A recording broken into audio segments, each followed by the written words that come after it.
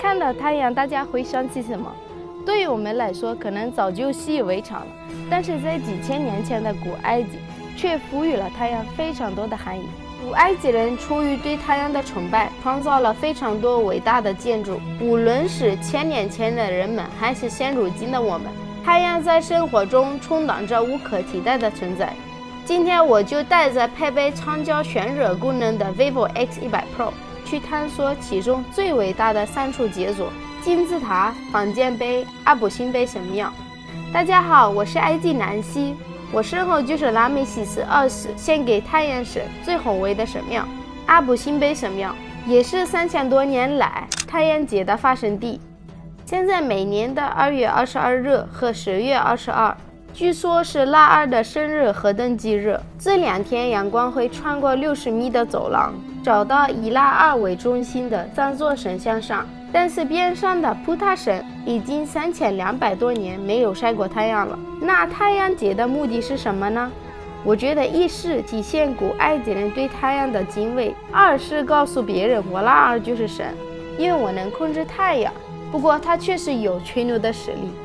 在神庙的顶部是21只太阳神的赞颂者狒狒，他们举起双手庆祝太阳升起，因为每天的第一缕阳光就是首先找到这里的。再往下正中间是派老都认识的太阳神赫尔阿克提。拉赫尔阿克提就是这里的主神，拉美西斯名字里的拉其实就是来自太阳神拉。拉美西斯名字的意思就是拉神的孩子，由此可见太阳在古埃及的地位有多么重要。神庙的入口两侧是4座高20米的拉美西斯雕像，他的腿边是他的妈妈、老婆和2个儿子、6个女儿。拉美西斯放到今天绝对是一个家庭下炫技狂魔。看到这个雕像了吗？就是大名鼎鼎的法老的宠妃纳菲尔塔利。我们往里面走，这幅壁画是拉美西斯和赫体人之间的卡迭石之战。拉美西斯一边驾车一边射箭，把赫体人压到车轮底下。当年赫体国王哈图听说了这幅壁画后，表示非常生气，写信讽刺了拉2。当时你可没这么牛逼呀！神庙最里面就是阿布辛贝的核心，4位古埃及神明：普塔、阿蒙拉、神话的拉美西斯、拉赫尔阿克提，4个神，3个都和太阳有关。太阳神拉应该是古埃及神明里面和别的神融合的次数最多的。法老为了控制国家，把太阳神融入到每一个地区的主神里，在拉赫尔阿克提的头上写了这座神庙的真正的名字——拉2之家。这个地方在古代可是只有国王和祭司少数人才能进来的。我再带大家去看看古埃及的第2件杰作。方尖碑和金字塔的尖儿都和太阳有关。埃及神话中，原始水域露出水面的第一个土堆叫笨笨石，世界上第一缕阳光就是首先照到笨笨石上的。所以方尖碑和金字塔的顶部在当时很多都是用黄金包裹的，阳光照到上面会闪闪发光。这就是世界最大的单一文化博物馆的拉美西斯2世的方尖碑。方尖碑的功能就比较直接了，就是献给太阳神的礼物。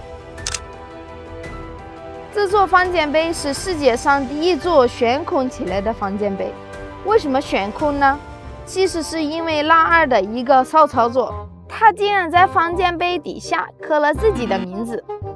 直到几千年后，这方尖碑倒了，别人才发现原来拉2这么凶啊，所以大埃及博物馆直接就给他设计了一个悬空的状态，让大家好好欣赏一下拉2的脑洞。